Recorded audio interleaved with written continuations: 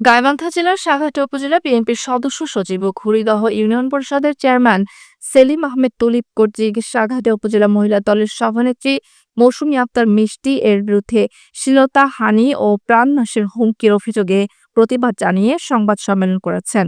5 April 2025 তারিখে গাইবান্ধা শহরের অবিরাম হলরুমে অনুষ্ঠিত এই সংবাদ সম্মেলনে লিখিত বক্তব্য পাঠ করেন মৌসুমী আক্তার মিষ্টি।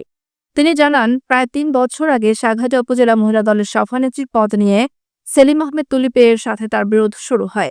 সেলিম আহমেদ তুলিপ তার পছন্দের প্রার্থীকে সভানেত্রীর পদে নির্বাচিত করতে না পারায় তার বিরুদ্ধে ক্ষোভ বাড়তে থাকে এবং এর ফলে তিনি নানা রকম হুমকি ও শ্লীলতাহানির শিকার হন। মৌসুমী আক্তার মিষ্টি আরও জানান, সেলিম আহমেদ তুলিপের বিরুদ্ধে তার বড় ভাই স্বপন, যিনি যুব দলের সদস্য সচিব, এর উপর এলোপাথাড়ি মারধর করে গুরুতর আহত করেছিলেন। তবে এই ঘটনায় জেলা বিএনপির পক্ষ থেকে কোনো তদন্ত রিপোর্ট প্রদান করা হয়নি, যার কারণে বিএনপির পক্ষ থেকে তেমন কোনো পদক্ষেপ নেওয়া হয়নি। তিনি আরও জানান, কিছুদিন পূর্বে তুলিপ ও তার সহযোগীরা গাইবান্ধা থেকে প্রকাশিত যায় চায় দিন পত্রিকার প্রতিনিধি আনোয়ার হোসেন ও তার পরিবারের উপর হামলা চালায়, যা গভীর উদ্বেগের সৃষ্টি করেছে।